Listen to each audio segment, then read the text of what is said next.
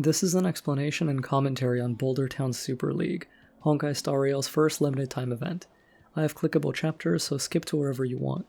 This video will proceed in the following order. First, a general intro to events in Star Rail. Second, explaining how this event works, including its special mechanics, and my recommendations to you for how to play through it so you can have fun and get all the rewards. Finally, ending by giving my thoughts and reflections on the event as a whole. Events like these are a good way to get a chunk of helpful resources into your account. More valuable rewards are easier to get, and additional but less critical rewards are backloaded, which means they're harder to unlock but also not as necessary. This lets all players who participate get what matters most, even if they're free to play, while providing more invested players a light reward for finishing the harder challenges. As this is how events in Hoyo vs. previous game Genshin Impact worked, after seeing this first one, it's now safe to assume future Star Rail events will follow the same format. To start the event, you can teleport to it directly from your Events tab here, and just click Go. It'll send you to the Fight Club in Boulder Town in the Belobog Underground, and you can then talk to Mr. Dig to get started. By the time this video is out, all 5 of the stages will be available to play, so you don't have to spend time waiting. For beating all 5, you'll get 100 Jade total, 20 each. For beating all of them in under 30 rounds each, you'll get 500 total. That means that the total Jade you can get from this event is 600. Once you finish every stage, you also get a Tracks of Destiny, which is an advanced material used to level up character skills. This material is pretty rare, so it's worth pursuing and feels rewarding to get. Each of these 5 stages is themed after a mechanic or style of combat. As you keep finishing each fight in a stage, you'll get a buff that improves that style of combat even more, making you even stronger and helping you clear the fights in fewer turns as long as you keep playing into that mechanic. Featherweight is based on weakness break. You'll get buffs that let you snowball and build momentum if you focus on breaking the enemy's toughness gauge. Lightweight is based on single target attacks. You'll get buffs that reward your party and make them stronger for focusing really hard on attacking the same enemy over and over. Welterweight is based on follow-up attacks. You'll get buffs that reward passive attacks which happen outside of the normal turn order, like the counters that March or Clara have, or the chase attacks that Himiko, Jingyuan, or Herda inflict. Middleweight is based on shields. You'll get stacking boosts to your damage and combat efficiency whenever you put shields on characters in your team. And heavyweight is once again about attacking weaknesses, but it's meant to be more intense than the first stage and a true test, since the final boss is Svarog, and he will check your ability to weakness break a little bit harder. The enemies you fight and the buffs you get are not random. They look like they might be because of the animation that plays when the system chooses your next opponent, but they're the same every time. So are the buffs. This makes finishing each fight and getting all the rewards a simple process. For having the most fun, my advice is very simple. Play each fight with the trial character on offer at least once. Most players aren't going to own every single trial character provided, and even if they do, they're likely not all built. These events give you the option to fight with them in a real situation, so it makes sense to give them a shot, and it can be very enjoyable. Even after playing with them, I'm not usually tempted to pull for them because they're just not my style of character, but I still enjoy using them to fight in a scenario where they're available and already powered up for me. This kind of variety always helps keep a game interesting, as well. Before you ask, why wouldn't I just play their trials instead? There's a simple reason for that too.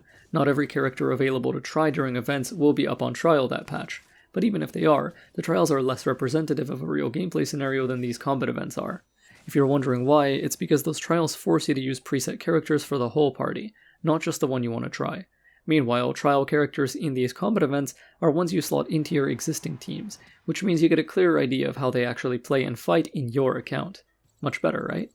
So yeah, try them out, make some enemies go boom, have fun with what they provide. Try to figure out each fight on your own by leaning on each one's suite of buffs and playing into the style of combat they promote. For getting all rewards, my advice is to really come at them with the strongest characters you have available, to freely spam and use your ultimates because they don't consume or advance any time, and to lean into the buff focus of each stage. This last one is the biggest. Coming at them with the strongest characters you have can sometimes clash with playing all the trial characters. Embrace the fact that you might miss the 8-round clear on the attempt that you're running one of those characters if they're weaker than your own. The serval they offer me is actually much weaker than the one I already have, so I would obviously want to use mine instead, but even in some other situations like Jingyuan being the provided trial unit, my serval is both lightning and erudition and is more built than the Jingyuan here, so if you're worried about not making it in the rounds needed, just use your strongest characters when you have the chance. Using your ultimates and playing into the buff focus of each stage kind of tie into each other. If there's a buff that gives your characters a lot of energy whenever you do a certain thing, for example, you want to make sure that every time that thing triggers and gives you energy, you're not already full. So make sure you're actually taking advantage of that and using your ultimates as much as you can. Likewise, on the opposite side, if there's a buff focus related to weakness breaking enemies, maybe you actually want to hold your ultimates until their white bars come back. so you can blow all of them on that toughness gauge to make sure you constantly re-crack it as fast as possible. Other than that, try to be efficient, like hitting enemies with AoEs instead of single target, unless of course the stage demands single target damage. My thoughts on this event are generally positive, especially because it's the first one, and the recent broadcast of the preview livestream they had to show us what's coming next patch contains quite a few other events, so I consider this a nice taste of what's to come. Because this event's various stages each lean on a different facet of fighting, it's actually a very nice intermediate tutorial that highlights Honkai Star Rail's combat system, and reminds players of how each part of it functions and is best used to their advantage. That it allows players to trial different characters they might not own or haven't built is also very appreciated, since different characters in this format of game, that is a gacha game, is a huge part of how it gets its variety and replayability. Giving players the chance to try them out in a real situation that isn't just the boring character trials from the events menu is really good, and much more reflective of how they would actually fight if you were to pull them and they were reasonably built. This tournament event itself is also easy and short, so it may underwhelm some players, which is understandable. I think the level of difficulty was reasonable for me to earn every reward, so I personally don't mind, but events in Genshin Impact sometimes allow players to score even higher and get platinum medals that don't have any corresponding reward. It's just for personal enjoyment for players who really want to be challenged. Star Rail could do something like this in the future for players who really want to test their account's power.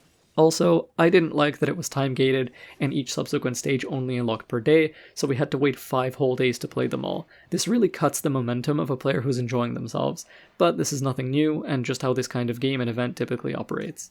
Overall, a good event, and I'm interested to see how future ones stress or highlight combat or exploration in different ways. That's been my overview and thoughts of Boulder Town Super League. Thank you for listening. May fog shroud you, may stars light your way, and may the night keep you safe.